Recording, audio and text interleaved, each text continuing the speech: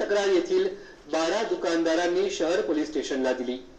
Police प्रशासन दबावाखाली कारवाई करीत नसल्याचा आरोप दुकानदारांनी मंगळवारी घेतलेल्या पत्रकार परिषदेत केला। शेगाव येथील श्री संत गजानन महाराज संस्थानच्या आवारामध्ये असलेले 12 व्यावसायिकांची दुकानासाठी न्यायालयाने जैसे थेचे आदेश दिलेले असताना सदर दुकानदारांनी दुकाने सोडून जावीत हा मुख्य उद्देश समोर ठेवून त्यांची छळवणूक करीत असल्याबाबत 2 वेळा शहर पोलिसात तक्रार देऊनही कारवाई होत नसल्याने मंगळवारी या संदर्भात दुकानदारांनी शेगाव येथे पत्रकार परिषद घेऊन संस्थांकडून होणाऱ्या छळवणुकीचा पाढा वाचला।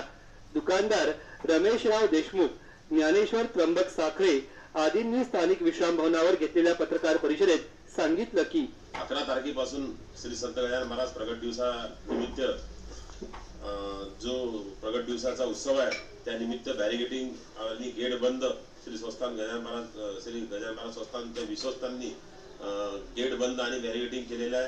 आम्हाला नाहक त्रास द्यायचा प्रयत्न हे विश्वस्त आणि अध्यक्ष करत आहे। आम्ही श्री संत गजानन महाराजांची संस्थान यांच्या विरोधात नसून त्यांच्या विश्वस्त अध्यक्ष आणि त्यांच्या व्यवस्थापनेवर त्यांच्या विरोधात आहे। आम्हाला नाहक प्रकारचा त्रास देत आहे।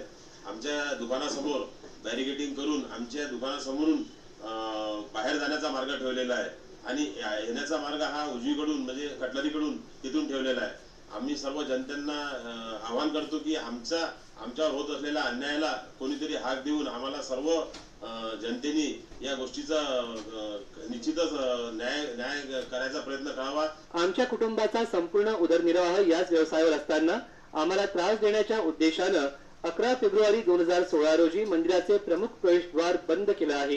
प्रगट दिनाच्या दिवशी भक्तांची गर्दी राहते आणि या भक्तांनी आमच्या दुकानातून कोणतेही सामान घेऊ नये हा उद्देश समोर ठेवून आमच्या दुकानाचे समोर बॅरिकेड्स लावण्यात आले।